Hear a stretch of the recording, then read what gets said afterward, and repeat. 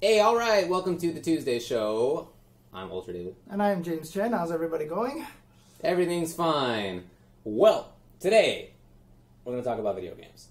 That's right. Sometimes on the show we talk about drama and other crap, but today, we're actually going to talk about fighting games, because there's a bunch of new ones. Mm-hmm. Absolutely. Tekken 7. Inge 2. Inge 2. Guilty Gear Xrd Revelator 2. Street Fighter 5 2.1. Etc. And that's not even it. I mean, we're done with like the major games coming out, but there's like more stuff coming out. Right. Not too long from now. Like Uniel's going to be coming out and stuff like that. Yeah. That's right. It is a packed time. It's like the best time and the worst time to be a fighting game fan, because literally I don't even know how to divide all this time to play all these games right now. It's crazy. We're going to start off with Tekken 7. That's the one that came out, I guess, most recently. Mm-hmm. And have you played it?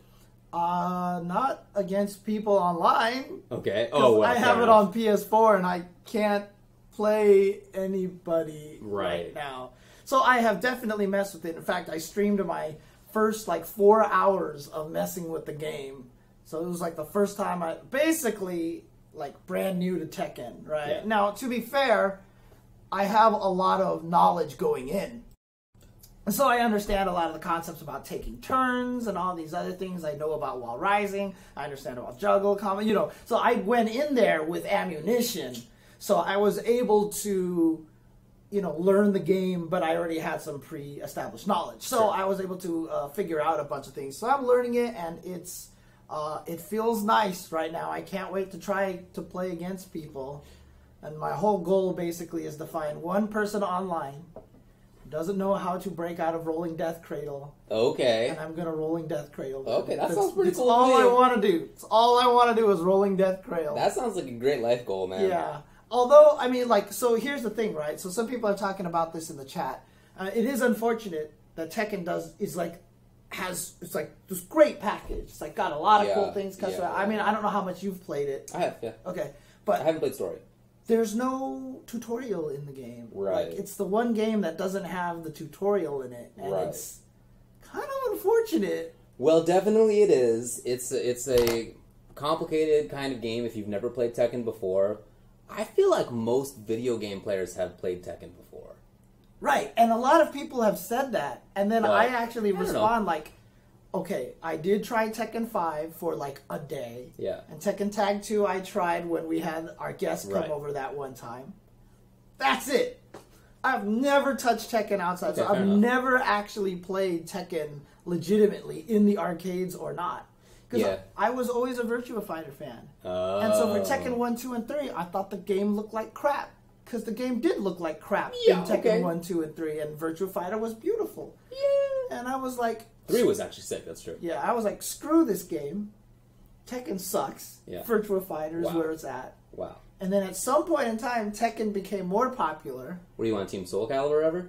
I just loved, how in the attract mode they would show them doing the weapons thing in Soul Calibur 2. I never played it would actually show them, the attract mode would just show them do the weapons demonstration and stuff and that was sick. Okay. I love that, but I never played that game either. Gotcha. So, yeah. Well, I don't have a ton of experience with Tekken, but I did play 5 back in the arcade a lot. Oh, okay. Okay. That must have been in 2003 or something, forever ago. And then I played Tekken Tag 2 for maybe a month or two. I didn't take it super seriously, but I remembered a lot of the things that I did. Jack was still basically the same character. Still, I think it's basically the same character. Just tweaks here and there, obviously. And he still feels very much the same. I went in and I was doing intelligible things to me. Oh, okay. Combos are different, obviously. Things are different. But I remember where a lot of the important buttons are for at least for Jack, maybe not for other characters. Okay. But I went into it at 10-15% memory. Okay. Right. Got it. Great, but not terrible. I mean, the character that I played in 5 was Roger. Oh, yeah? And he's not in the game, so right. I didn't have... You played Roger, I didn't have my knowledge in there. So I actually went with King instead, because he's a grappler, and I was like, you know what? And I just wanted to powerbomb people out of the air. King's sick. the first time I saw him do that, I think Tekken 5 was the first time he could power bomb people out of the air. Like, I've always wanted to do that, so I was like, you know, let's do it. He's a super sick character. Yeah, I guess folks in the chat are saying Sub-Zero Smoke, great name, says that 2004 was when T5 came out for the arcade, so that must have been when I was playing it, back at the old Barricade Gotcha. in Berkeley, California. And there was a good scene there. And it was that same situation that I'm sure many people went into. I'm sure you did too. In the arcades, if you want to play Game X, there's a line for it, but you quarter up, but then in the meantime, you're playing Game Y to wait for it. So, back and forth, Third Strike, CVS2, Tekken, kind of just in a row. And it's weird, too, we were just doing that. Even at Golfland, they had the best players for all those things, right? Yeah. And I never went and played MVC2 in that line. I never went and played Tekken in those lines that they were all there. I would always go and play DDR. When I waited, I would go play Dance Dance Revolution. Yeah. And then all I remember was that it was Viscant. He would always end up getting hornswoggled into playing DDR with Ducto. What? And they would end up playing DDR, and Ducto knew that Viscant hated the song "Kick the Can." Oh. Dun, dun, dun, dun, dun, dun, dun, which is basically the can, right? They just call it, gotta kick the can, right? That, sure. He hated that song. God, yeah. So Duck would pick that song 3 times in a row. Oh. And force Viscant to play it 3 times in a row. What a meanie pants. Yeah. Mm-hmm. I don't picture Duck playing that game. That seems like... Dude, at Golfland, to me. Everybody played it. Everybody played DDR. There was nobody who didn't play DDR. Like, everyone would go and play DDR. Yeah, okay. Yeah, it was pretty crazy. At the Barricade, it wasn't like that. The only people who played it were people who were there specifically to play DDR. And many of them actually were doing workout programs. Oh, nice. They would use DDR as their workout. Dude, the first time I managed to lose, like, 20, 30 pounds, I did it through DDR. Yeah, dude, it's no criticism about that. It's legit. Yeah. Anyway, so I have some experience playing Tekken from forever ago, but it's not like that's still with me. And from what I've read, there have been some changes to some things. Like backdashing is a little bit different than it used to be. I guess you can block more easily now or something while that's happening. So certainly there are changes to the game, and I'm sure that it will take me a while to remember a lot of what I used to know and learn the new stuff. But it was a blast, man, just to like be in training mode again in that game and trying things out. I have it for PC. I haven't tried to play online against people yet. Oh, but, really? Okay. But I felt like I wanted to just like remember stuff first. Yeah. That makes sense. Like spend some time, like just, oh yeah, this is that button. Yeah, you know, and try to practice things up. And there have been some really useful resources that people have put out. Did you see there's somebody, now I can't remember who it was. Maybe let me know if you can link it in the chat. Somebody came out with a list of the 15 important moves for each character. Yeah, I saw that. That's awesome. I had the tab opened up in the original profile, but you know. There you go. Yeah.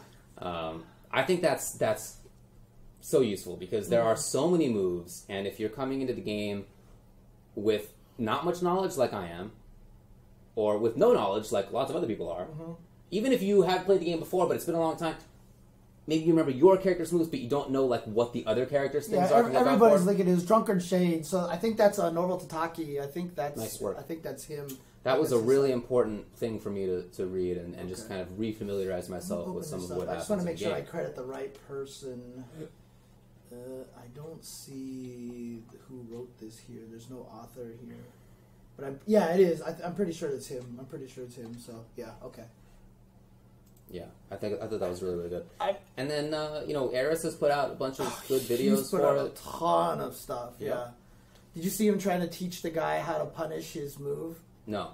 He was playing against someone online, couldn't even talk to the guy, had no communication with him. Yeah. And he's like, you have to punish this move with Wall Rising 3. So he did it and he blocked. And he wouldn't do the right move. He's like, okay, no, it's the wrong move. And he just did the move again. And the guy would do the wrong move. He's like, you're getting warmer, but that's not the right one. He did the move again. He did the move like 8 times in a row to try to see if he could teach the guy how to. That was actually pretty Did the guy figure it out? No, he never got the right move. He did while standing 4, I think, but he was like, you're getting warmer, but that's not the right one. You need a different button. So, but apparently he was in the chat. He was in the chat. Oh, gotcha. So okay. There you go. Okay. Well, look, it's so useful to have people in the scene helping new folks out, and I'm really happy to see that. Tekken now is at a state where a lot of its vets are in that sort of more mentory role now. Yes, and that's great. It wasn't always the case, but now there are people out there, in good positions to make good content for the game, and they're doing it. So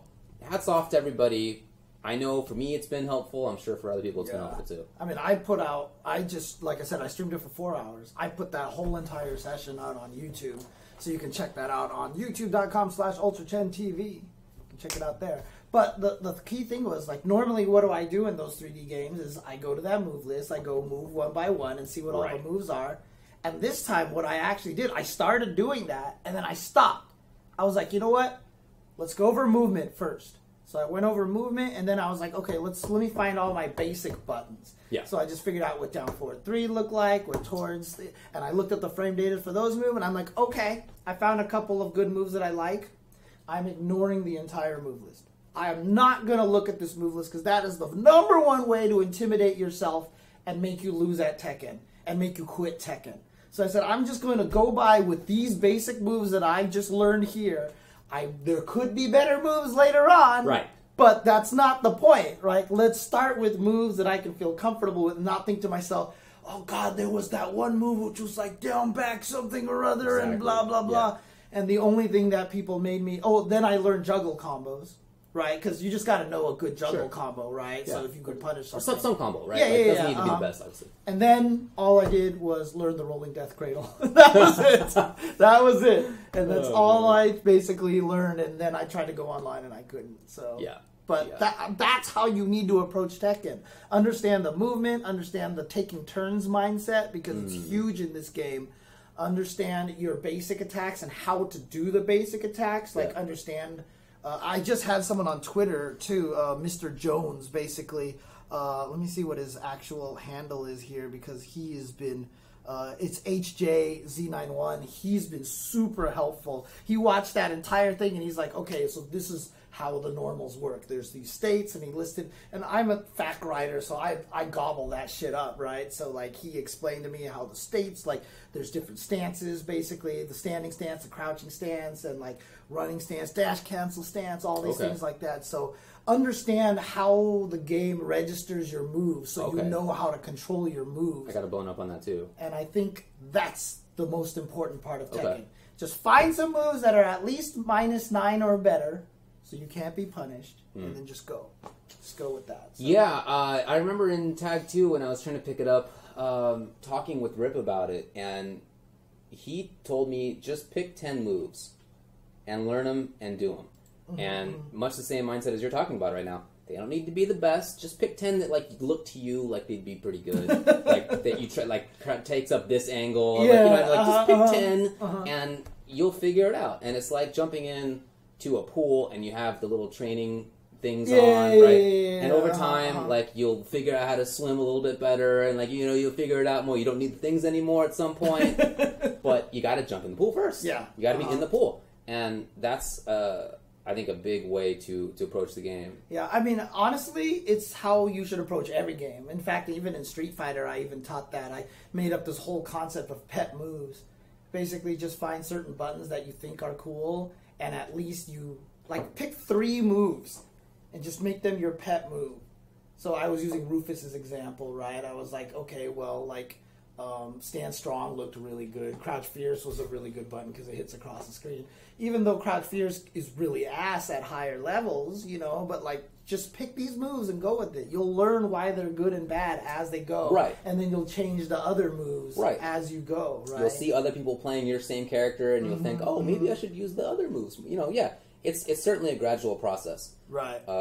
And I am certainly no Tekken expert at all, but I'm looking forward to trying to relearn it a little bit because it is a blast of a game. It's super pretty. I like to watch it a lot. It's like really fun. Cool. And I've been looking forward to Tekken 7 finally coming out in a playable state for most humans on the planet, and it's finally here. So I don't want to do as I have occasionally done in the past. I don't want to anticipate a game and then when it comes out just stick with whatever game I'm already playing. I've been there before, and I don't want to make that mistake because I don't want to miss the fun of a game like Tekken. It's a blast. And at this point, it's pretty unique. The other 3D games have not really, survived. Yeah, Tekken. Well, Tekken was barely surviving, too. True. Tekken 7, I feel like Tekken was kind of like going, ooh, yeah, for sure. And then all of a sudden Tekken 7 came out, and it was just like, bam! All of a sudden. Oh, it was a huge in tough shape. I mean, I remember lots of conversations between, Tekken folks. What can we do to help Tekken? Tekken's not doing well. What's it going to take? Well, this is the chance. And it is such a unique game at this point, and would be a major shame if that went away, that style went away, and it's a blast. I really recommend everybody pick it up. And I really, really want to make sure that we really take time to credit Harada and the Tekken team. One of the reasons why I feel like Tekken 7 is so much stronger now is its watchability factor is so good. For sure. Like, I get hyped watching the game even though I don't know what's going on now, right? So, I'll watch it and I'm not... Okay, so also credit to ArcSys, because when Tekken Tag 2 was at Wednesday Night Fights, I would watch it a lot, and his commentary helped a lot, right? So one, good commentators help the game a lot. But two, the presentation of that game is just fantastic. I always give the example, Injustice right now, I hate the pause and reset thing, right? You know, when pause and go to character select, right? Tekken 3 was kind of like that automatically, where they did the 3 different camera angle victory. Boom, boom, boom. And you're just, it didn't feel like it was cool because it was camera angles. Yeah, 3D. At the time that was new, right? Right, and but for fighting games, I didn't get that cathartic release that I keep saying that games need to have, right? So when Street Fighter, when you hit someone, it's like, boom, KO! And you get that really nice release, right? Especially with a close match, right? So Tekken 7's removed that 3D camera angle thing. Then they added the slow motion, which is hey, let's make the cathartic release even more cathartic, right? Because it's just there's build up in it. It's what I mean? What's happening? That kind of thing like that. So and then it's just so beautiful. The game is so ridiculously beautiful. The way counter hits look and all sorts of cool stuff is just built into that game. And they've even added a lot of little small things like homing attacks. If you notice, have little particles come off of them. I heard that's been that way, and I don't know whether that's accurate or not, but I saw a Twitter exchange where people say, yeah, that's been around. Oh, okay. Screw attacks make a certain hit sound when you hit them, so those are the moves that give you the extra juggle, right? So when you'll actually hear it, it has a different sounding sound effect, which could have been like that forever, so I don't know. But I just feel like they've done so much to the presentation to that game, because... Again, like I said, I was a Virtua Fighter fan. I was a Tekken hater, right? So Tekken 3 didn't look that terrible. I just hate the fact that everything was brown and gray. Virtua Fighter was blue and green and yellow. Was very colorful. Like that, right? So, but at Evo, Tekken was always my time to take a nap. Yeah. Right? But now it's Tekken's on, and I'm like, shit, I want to watch this. Yeah, and it really helps if you do have at least some understanding of the game. So if you're thinking about picking up the game, or if you're just interested in fighting games in general, I really recommend it, not just because it's a fun game, but because you will enjoy streams more. Yeah, right? Yes. You're not going to have a big break where it's all right, what do I do with my time for the next 2 hours while Tekken is on? Well, if you understand the game at least a little bit, you can watch it and enjoy it, and that will be nicer for you. So I think it's really good stuff. I'm still torn on customization. I don't know how. Oh, were you going? Was there something else that you want to say before I move on to customization? How is your stance on customization? I'm fine with it. The only thing that I wish the game had was the name of the character. On the screen. That's it. That's been a problem for me with Tekken since forever. I don't know why they insist on not showing what the character name is. Once you've played the game a few times, you'll know. But if you're just popping in and you're like, all right, I don't know this game very well. Who's that? Maybe this character looks interesting. Maybe, hey, she looks cool. What's her name? I don't know. I don't know why. Why don't you just put it on there? It's not that big of a deal. It's just been annoying to me. Yeah. But for customization, yeah, I'm fine with it. I think it's very cool to give players some sense of control over what their character looks like. I really enjoy it in Injustice. Back when I did play Tekken 5 in the arcades a billion years ago, I thought it was awesome. I just really enjoy it. Yeah, sure. Okay. Sure. Yeah, I mean, the hardest part for me, going back to customizations, is that the same people, the deer head can customize any character. So you can use the same customizations a lot of times for any character. So you can dress them all the same. And by the time you dress Miguel and Brian, and like I don't even like. It's just like they look literally the same. Well, so you gotta look at the stance. Yeah, right? Exactly. And, right. That's what everybody says when I said, oh, you gotta, the name should be up there. They should say, look at the stance. Well, yeah, I mean, once you know the game, right, I say, look at the stance. And I can do the same with other games I play. And I see the stance and I say, yeah, I know that character. But I don't know the game that well. Okay? It's gonna take me a while. And in the meantime, it's just kind of obnoxious. But, yeah, no, I really like the idea of it. And I like that some of the things are wild, right? I like that there's bathtub. I think that's super cool. Because it's the game not taking itself super seriously. Okay. It lets people have some fun while they're playing a video game. I think that's awesome.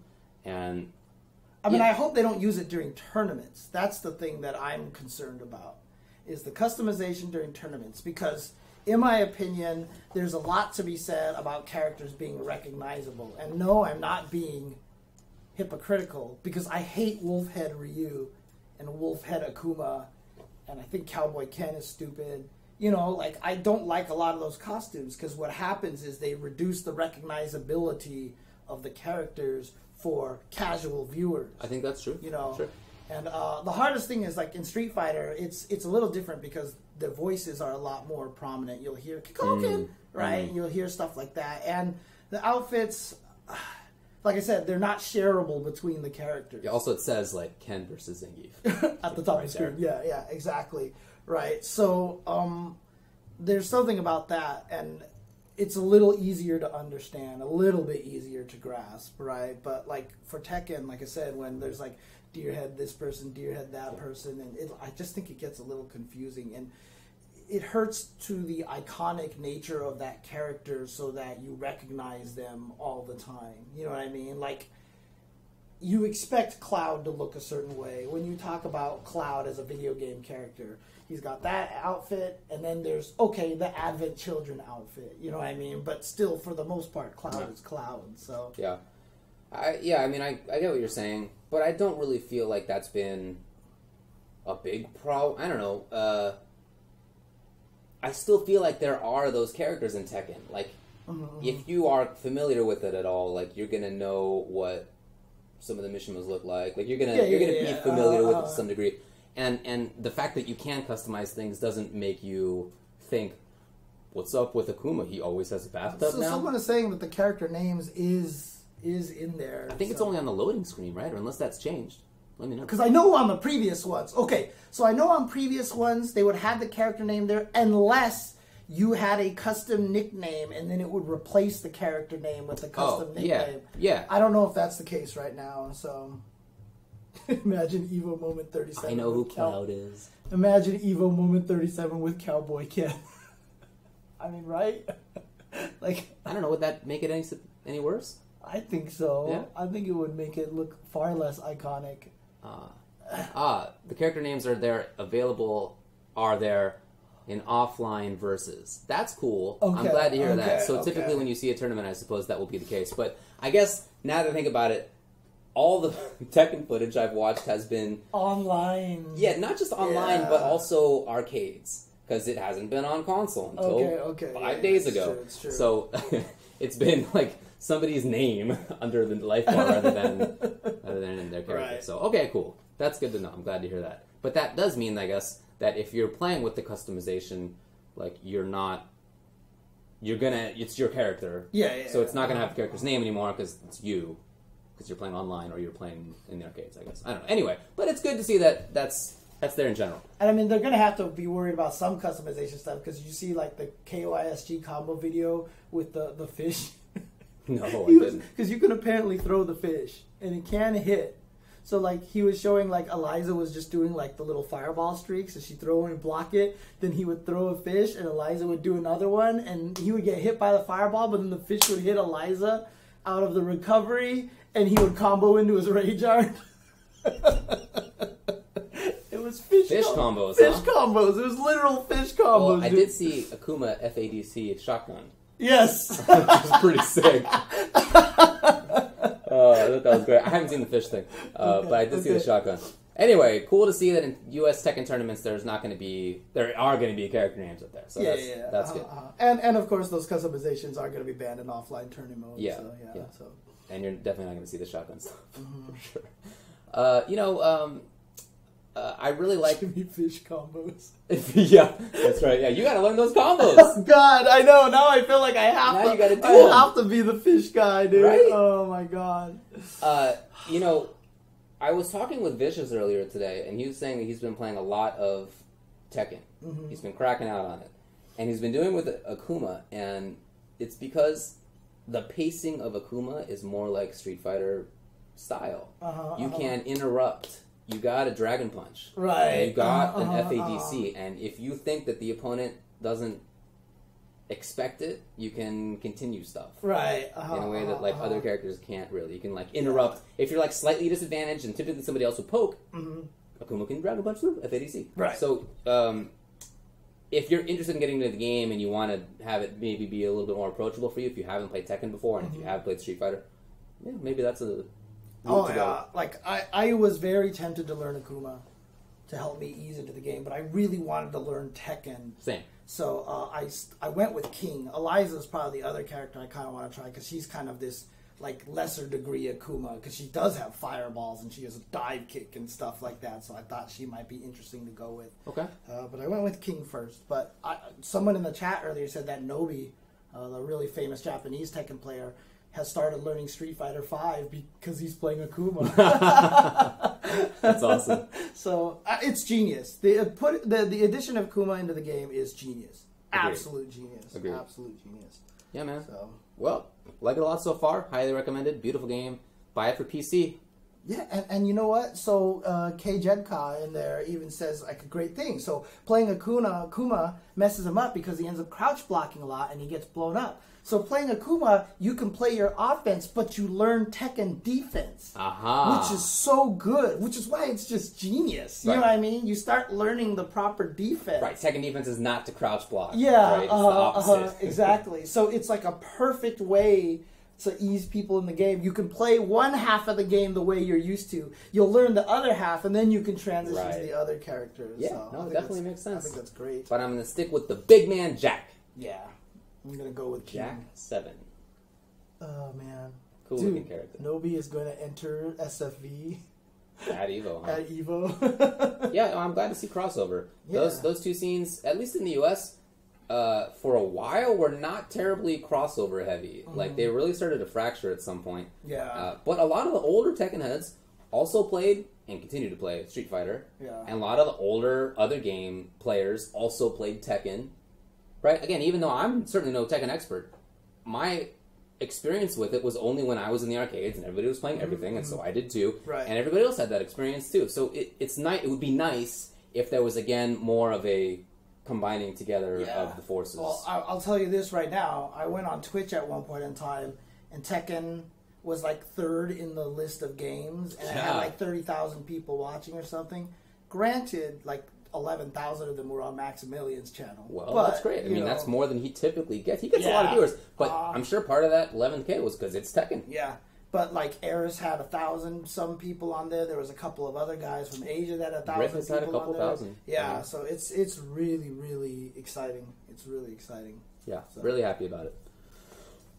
But definitely get it for PC because you can play online. You can play it, but also furthermore, just please support PC fighters, everybody, so I don't have to plug in my PS4 anymore.